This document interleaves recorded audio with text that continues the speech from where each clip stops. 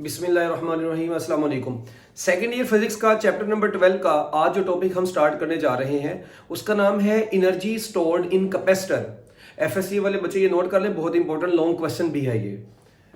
Capacitor energy को कैसे store करता है? जिस तरह हमने लास्ट लेक्चर में ये भी देखा था कि कैपेसिटर की प्लेट्स के दरमियान में डाइलेक्ट्रिक रखने से कैपेसिटर की कैपेसिटेंस इंक्रीज क्यों करती है। इसी तरह ये भी बड़ा इंटरेस्टिंग एक टॉपिक है।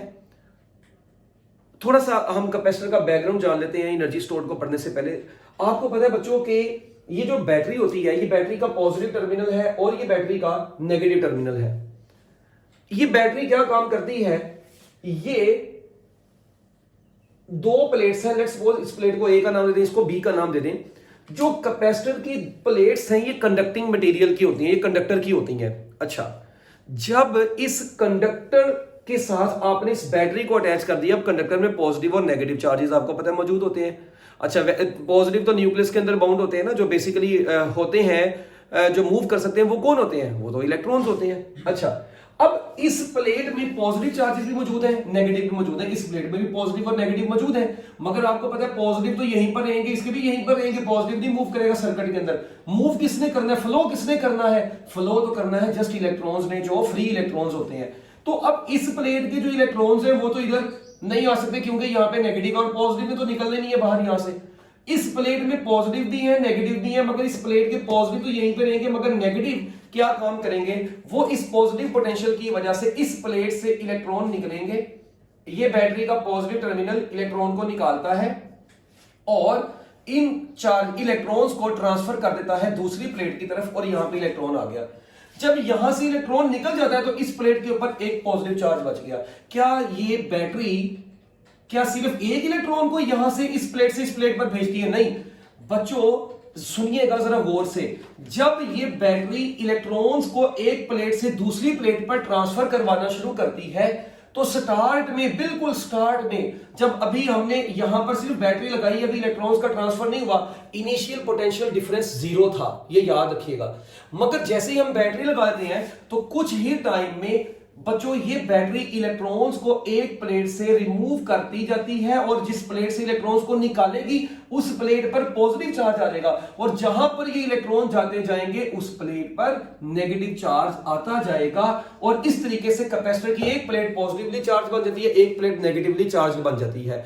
अब बच्चे कहते हैं हमें कैसे पता चलेगा कितने ज्यादा इलेक्ट्रॉन्स ने ट्रांसफर होना है? वो आप डिपेंड करता है आपका लगाया गया पोटेंशियल डिफरेंस, आपकी बैटरी कितने वोल्ट की है। अब ये पर्टिकुलर वैल्यू का पोटेंशियल है जो हमारी इस बैटरी का है, वो बैटरी अपने पोटेंशियल के मुताबिक जितने इलेक्ट्रॉन्स को इधर से इधर निकलवाएगी उतने पॉजिटिव यहां पे बचेंगे, इलेक्ट्रॉन्स नेगेटिव चार्ज यहां पर आ जाएगा। और उसकी वजह से क्या होगा, कैपेसिटर की प्लेट्स के दरमियान में एक पोटेंशियल डिफरेंस क्रिएट हो जाएगा। क्यों? क्योंकि ये पॉजिटिव प्लेट आपको पता है हाई पोटेंशियल की होती है, नेगेटिव प्लेट लो पोटेंशियल की होती है, और एक पोटेंशियल डिफरेंस कैपेसिटर की प्लेट्स के दरमियान में स्टैब्लिश हो जाता है। और बच्चों जब हम इस बैटरी को रिमूव कर देते हैं तो बेसिकली जो हम कैपेसिटर के फार्मूले में Q is equal to CV पढ़ते हैं, वो V बेसिकली कैपेसिटर की प्लेट्स के दरमियान का पोटेंशियल डिफरेंस होता है। तो अब आपने ये बैटरी लगा के कैपेसिटर को क्या कर दिया है? चार्ज कर दिया है। जब ये कैपेसिटर चार्ज हो गया, अब आपको इस बैटरी की जरूरत नहीं है।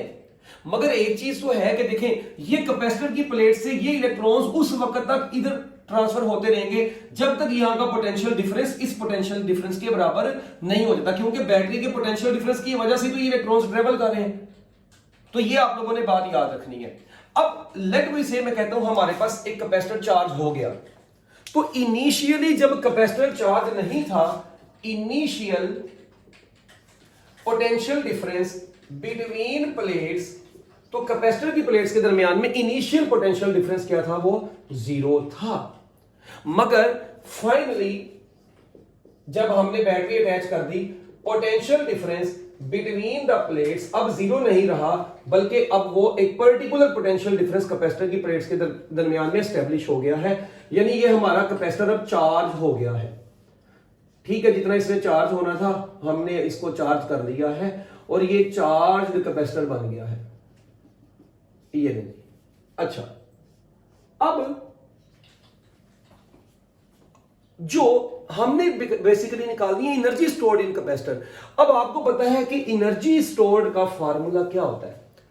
यहां पर एनर्जी स्टोर्ड का फार्मूला क्या होता है, चैप्टर नंबर 12 में हमने पढ़ा है, वर्क डन या एनर्जी। अच्छा, एनर्जी को कैलकुलेट करने से पहले मैं आपको ये बात बताऊं, क्या बैटरी इलेक्ट्रॉन के ऊपर वर्क करके एक प्लेट से दूसरी प्लेट पर लेकर जा रही है? तो मैं एक लाइन लिखता हूं, work done by the battery, work done by the battery, work done by the battery in moving the charges या in moving the electrons, in moving electrons from one plate to, एक plate से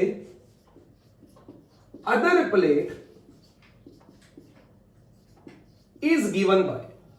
बच्चों, battery जो क्या कर रही है, work कर रही है इन इलेक्ट्रॉन्स को एक प्लेट से दूसरी प्लेट पर लेके आने में, वो वर्क बराबर होगा चार्ज इनटू पोटेंशियल डिफरेंस। मगर यहां पर पोटेंशियल डिफरेंस हम कौन सा पुट करेंगे, इनिशियल वाला या फाइनल वाला, हमें नहीं पता। हमने क्या किया, हमने उसका एवरेज पोटेंशियल डिफरेंस पुट कर देना है। अब देखें, ये वर्क बराबर आएगा, चार्ज कितना है जो हम चार्ज स्टोर करवा रहे हैं, मतलब एक प्लेट से दूसरी प्लेट पर जा रहे हैं, लेट्स सपोज वो चार्ज है Q। अब एवरेज पोटेंशियल डिफरेंस क्या होता है, initial plus final divided by 2। तो 0 प्लस V डिवाइडेड बाय 2 किया तो आंसर आ गया, इधर Q आया और साथ में आ गया V बाय 2। तो बच्चों आपके पास वर्क डन जो बराबर आ गया वो आ गया 1/2 QV। ये आपके पास बच्चों कैपेसिटर का एनर्जी स्टोर्ड का फार्मूला आया है। ये वर्क डन है या एनर्जी स्टोर्ड है। इसको एनर्जी स्टोर्ड कैसे बोलते हैं वो बताता हूं अभी, किसकी फॉर्म में होती है। अगर मैं इस फार्मूले में मजीद एक काम और कर दूं, Q की जगह पर CV पुट कर दूं, तो यही फार्मूला बन जाएगा W is equal to 1/2, Q की जगह पर आ गया CV इंटू V, तो ये W इज इक्वल टू आ गया 1/2 CV स्क्वायर। ये वर्क डन का फार्मूला आया है 1/2 CV स्क्वायर। अब इस फार्मूले में अगर आप थोड़ा सा गौर से देखें, ये वर्क यहां पर किस फॉर्म में हो रहा है, ये बड़ी इंटरेस्टिंग चीज है। अब एनर्जी स्टोर की थोड़ी बात होगी। देखें, पोटेंशियल एनर्जी का कॉन्सेप्ट आपने पढ़ा होगा, जब भी आप फील्ड के अगेंस्ट वर्क करते हैं तो वहां पर आपका वर्क पोटेंशियल एनर्जी की फॉर्म में स्टोर होता है। ये देखें, ये जब एक इलेक्ट्रॉन इस प्लेट से इधर ट्रांसफर होकर इधर चला गया, जब दूसरा इलेक्ट्रॉन जाने लगेगा तो पहले वाला ऑलरेडी प्रेजेंट इलेक्ट्रॉन क्या काम करेगा, न्यू आने वाले इलेक्ट्रॉन को रिपेल करेगा। मगर बैटरी उसकी ओपोजिशन के अगेंस्ट फिर भी इलेक्ट्रॉन्स को जबरदस्ती वर्क करके इस प्लेट के ऊपर लेकर जा रही है। इसका मतलब कि बैटरी जो चार्जेस के ऊपर वर्क कर रही है वो उनकी रिपल्शन के अगेंस्ट वर्क कर रही है। तो हम ये कहेंगे कि यहां पर जो वर्क जो बैटरी कर रही है वो इन इलेक्ट्रॉन्स पर, इन चार्जेस पर स्टोर हो रहा है पोटेंशियल एनर्जी की फॉर्म में। यानी work done by the battery is stored in the form of electrical potential energy. तो बैटरी जो वर्क कर रही है, ये वर्क किसकी फॉर्म में स्टोर हो रहा है, this work is stored in the form of electric potential energy. बच्चों, ये इलेक्ट्रिक पोटेंशियल एनर्जी की फॉर्म में ये वर्क स्टोर होगा। ठीक है, जो चार्जेस को ट्रांसफर किया है, उन चार्जेस को ट्रांसफर करने में जो बैटरी का वर्क है वो इलेक्ट्रिकल पोटेंशियल एनर्जी की फॉर्म में है। इसीलिए मैं इसको बेसिकली इलेक्ट्रिकल पोटेंशियल एनर्जी को किताब में U लिखा है, मैंने भी U लिख दिया और फार्मूला बन गया 1/2 CV स्क्वायर। तो ये याद रखें, इसको लिख लें, ये इलेक्ट्रिक पोटेंशियल एनर्जी या इलेक्ट्रिकल पोटेंशियल एनर्जी की फॉर्म में है। अब इसके बाद हम इसी फार्मूले को कैलकुलेट करते हैं पैरेलल प्लेट कैपेसिटर के लिए। अब पैरेलल प्लेट कैपेसिटर का आपको पता है, for parallel plate capacitor, parallel plate capacitor में क्या होता है, जो C होता है ये A epsilon not epsilon R over D होता है, एंड जो V होता है वो ED के बराबर होता है पैरेलल प्लेट कैपेसिटर के लिए। तो ये ऊपर वाला फार्मूला क्या बन जाएगा, एनर्जी स्टोर्ड का फार्मूला बन जाएगा 1/2 C की जगह पर आ गया A epsilon not epsilon R over D, और V की जगह पर आ गया ED। इसका स्क्वायर ओपन करें तो ये बन गया 1/2 A epsilon not epsilon R और ये डी यहीं पर रहा और ये बन गया ई स्क्वायर डी स्क्वायर। ये इनमें से एक डी इस डी से क्या हो गया बच्चों, कैंसिल हो गया। हमारे पास फार्मूला बचा 1/2 a epsilon not epsilon R E square into D. ये हमारे पास एनर्जी स्टोर्ड इन कैपेसिटर का फार्मूला आ गया है। मगर अगर मैं एक काम करूं इस फार्मूले में, ये अब एक्स्ट्रा स्टेप है, मतलब बुक में भी उसने किया हुआ करना है। एरिया इंटू डी जो होता है मुझे पता है ये वॉल्यूम के बराबर होता है।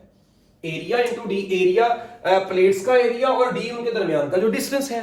तो अगर मैं इस ए डी की जगह पर वॉल्यूम लिख दूं तो ये एनर्जी, इधर ये यू को मैंने एनर्जी लिख दिया और ये वॉल्यूम इधर लाकर डिवाइड कर दूं तो ये एनर्जी ओवर वॉल्यूम बराबर आ जाएगा 1/2 epsilon not epsilon R E square. और इस एनर्जी और वॉल्यूम की रेशो को हम नाम दे देते हैं एनर्जी डेंसिटी का। इस एनर्जी और वॉल्यूम रेशो को क्या नाम दिया है, एनर्जी डेंसिटी का।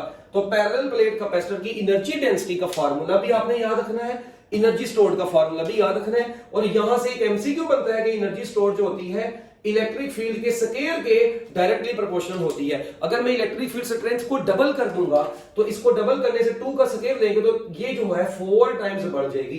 अगर मैं ई को डबल करूंगा तो ये 4 गुना बढ़ जाएगी। ये आपने एमसीक्यू याद रखना है। और एनर्जी स्टोर्ड का यूनिट बच्चों याद रखिएगा, ये प्रेशर वाला ही होता है, न्यूटन पर स्क्वायर मीटर ही आता है। ये एनर्जी ओवर वॉल्यूम का यूनिट न्यूटन पर स्क्वायर मीटर ही आता है। आप इसको कैलकुलेट करके देख सकते हैं, ये भी पेपर में एमसीक्यू आया मुझे, एनर्जी स्टोर एनर्जी डेंसिटी का ऐसा यूनिट क्या होता है। तो ये छोटा सा टॉपिक था एनर्जी स्टोर्ड इन कैपेसिटर। आप लोगों ने पहले शुरू में थोड़ी बहुत कहानी लिखनी है इसकी, ये डायग्राम बुक में नहीं बनी हुई, आपने बस उसको अंग्रेजी में थोड़ा बहुत लिख देना है। उसके बाद आपने इसकी कैलकुलेशन करनी है और ये फार्मूले को डिराइव करना है, ठीक है। अब इस फार्मूले से एंट्री टेस्ट में बहुत सारे एमसीक्यूज बनते हैं और वो मैंने अपने एंट्री टेस्ट के लेक्चर के अंदर बाकायदा तौर पर क्लियर करके एक्सप्लेन किया हुआ है। एनर्जी स्टोर्ड इन कैपेसिटर के अगर आपने एमसीक्यूज देखने हैं एंट्री टेस्ट लेवल के तो आप लोगों को मैं नीचे डिस्क्रिप्शन में लिंक भी दे देता हूं, आप वहां से भी इसको देख सकते हैं। ओके बच्चों, best of luck, Allah Hafiz.